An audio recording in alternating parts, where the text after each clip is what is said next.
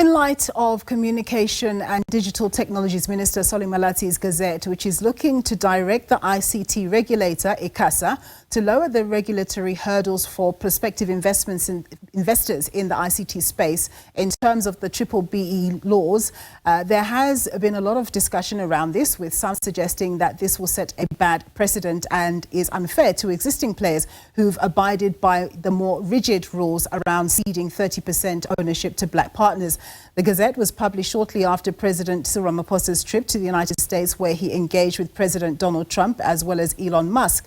Once he published the Gazette, tongues wagged that this measure was all in a bid to bring Elon Musk's Starlink into South Africa. Well, to discuss further, I'm joined by Paul Hjul. He's the managing executive at Hjul Consulting. Thank you very much, Paul, for joining us. This is a very technical area, and hopefully you can help us understand it a little bit. Just objectively speaking, what would you say is the benefit of having a Starlink type of operator in the country for South Africans and the economy at large?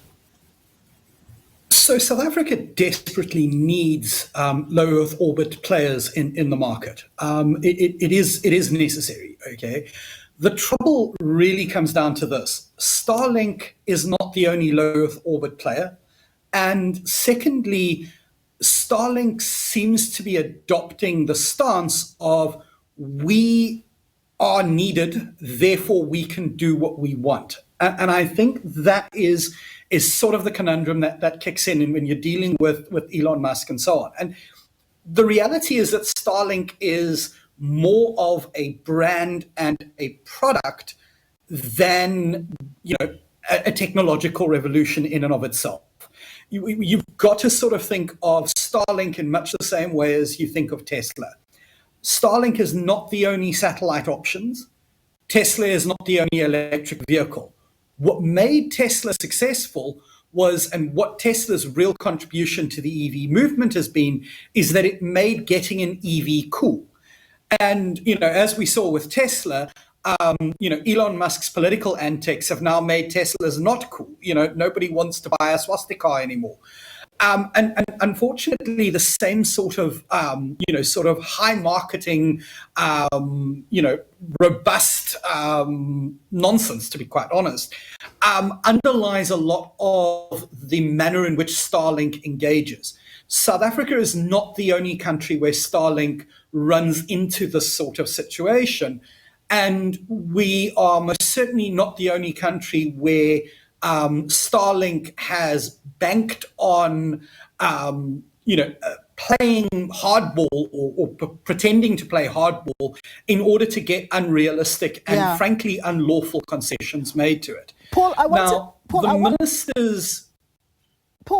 to come in there. Yes? I wanted to come in there because I am rather worried about time. I just wanted to ask you about the principle of what the minister has put forward.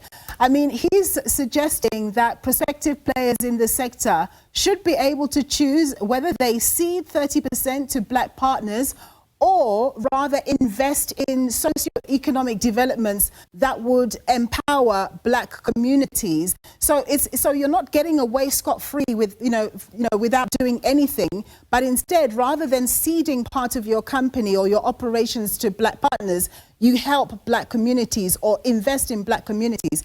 In principle, do you think that's a good alternative way to do things to attract investment? Never mind Starlink or any other low orbit player. Starlink. So I'm certainly in favor, and I have been for more than 15 years. I'm in favor of amending the Electronic Communications Act. The current 30% ownership structure is problematic and has been from inception.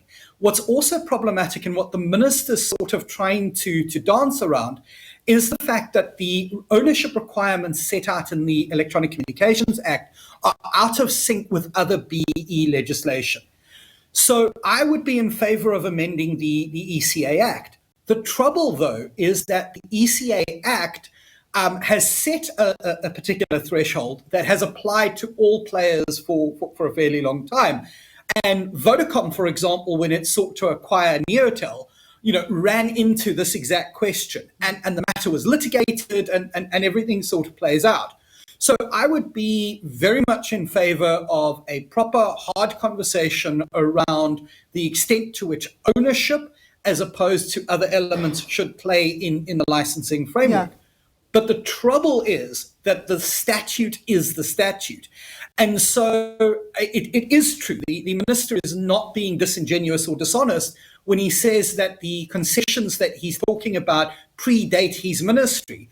The Ministry for Communications has sort of grappled with this issue for quite a while, but it has always been something that is driven by short interests at a particular point in time. We ran into exactly the same problem with how the Communications Ministry leaned in onto ICASA when it came to the spectrum auctions. And we're going to be dealing with negative consequences of that for the next 10, 15 years. Yeah, and, it's not fair to say that Starlink is responsible for causing the minister to make this policy directive, which is likely to cause problems. What is fair to say is that they wish to be the beneficiary of that.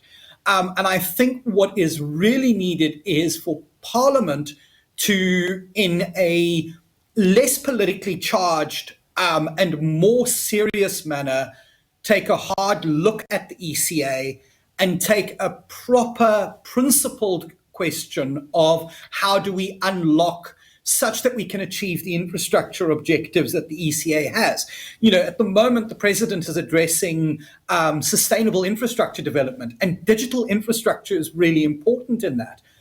But it isn't proper to sort of go, we have a infrastructure development locked problem, therefore we can take shortcuts, or therefore we should let the big players behave like bullies and try and squeeze government concessions. Yeah. And I think that's part of where the conversation is difficult. Paul, thank you so much for your insights there, but we've run out of time. Thank you so much. That was Paul Hjul. He's Managing Executive at Hjul Consulting.